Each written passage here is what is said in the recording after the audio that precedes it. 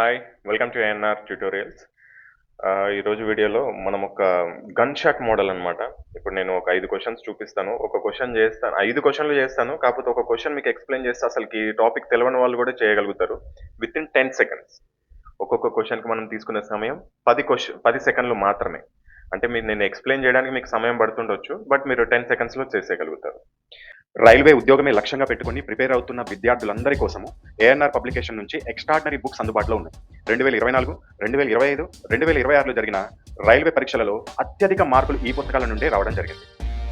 Telugu medium వారికి 6 books అందుబాటులో ఉన్నాయి. Maths Telugu, reasoning Telugu, science theory Telugu, science big bang Telugu, GK Telugu, basic science and engineering Telugu. English medium వారికి 3 పుస్తకాలు అందుబాటులో ఉన్నాయి. Maths English, reasoning English, science big bang English. ఈ పుస్తకాల యొక్క ఫ్రీ హోమ్ డెలివరీ కొరకు స్క్రీన్ పైన చూపిస్తున్న నెంబర్కి వాట్సాప్లో హాయ్ అని మెసేజ్ చేసినట్లయితే మీరు డీటెయిల్స్ పొందగలుగుతారు. లేదా కింద డిస్క్రిప్షన్ బాక్స్లో ఇచ్చిన బుక్స్ యొక్క రివ్యూ వీడియో చూడడం ద్వారా మీరు ఇతర వివరాలు కూడా తెలుసుకోగలుగుతారు. సో క్వశ్చన్ మోడల్ ఏంటి అంటే, the selling price of 16 books. Sorry, తెలుగులో చెప్తాను, ఇంగ్లీష్లో క్వశ్చన్ ఎలాగో ఉంది కాబట్టి. 16 పుస్తకాల అమ్మకు ధర 12 పుస్తకాల కొన్న ధరకు సమానమైతే లాభము లేదా నష్టాన్ని కనుగొనండి అన్నాడు. సో 16 ఇట్లాంటి క్వశ్చన్ వస్తుంది.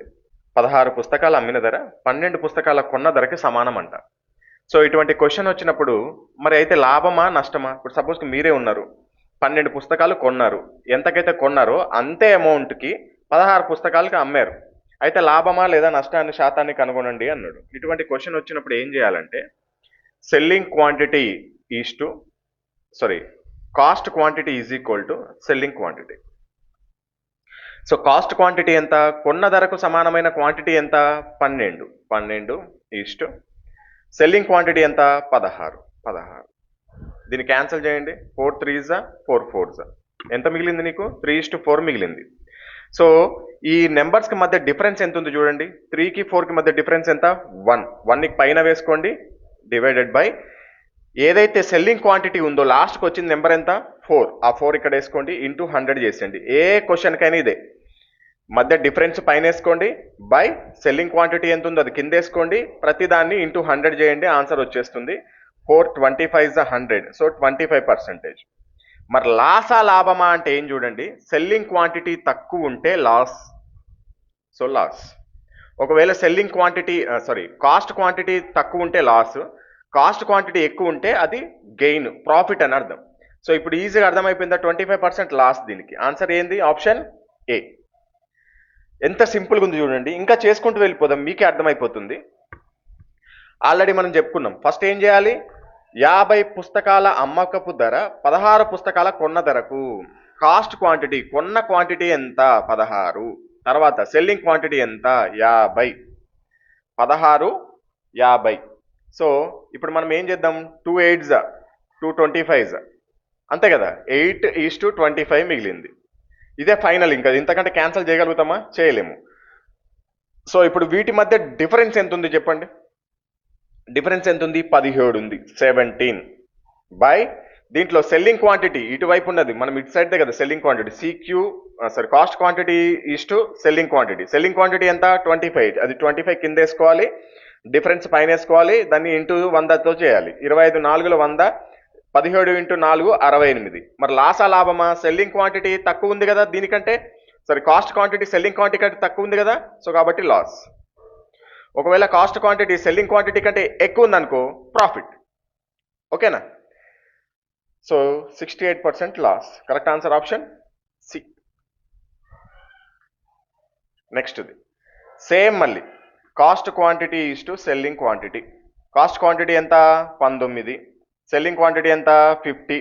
ఇది దేంట్లోనే క్యాన్సిల్ అవుతుందా చూడండి, క్యాన్సిల్ అవ్వదు. ఓకేనా? ఇంతే మిగిలింది. ఇప్పుడు చూడండి వీటి మధ్య డిఫరెన్స్ ఎంత?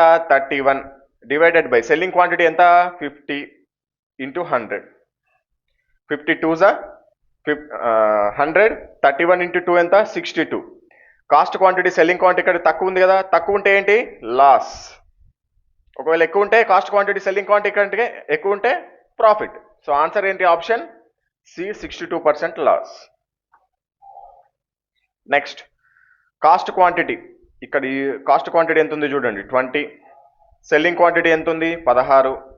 సో ఫోర్ ఫైవ్ జా 20, 4 4 16, ఏం మిగిలింది 5:4.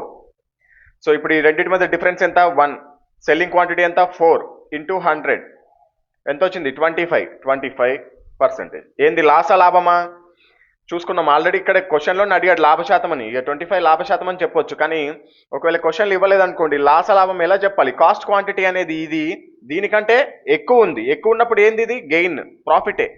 సో గెయిన్ లాభం. ఒకవేళ ఇది తక్కువ ఉంటే దీనికంటే loss. So 25% answer correct, option A. ఫిఫ్త్ది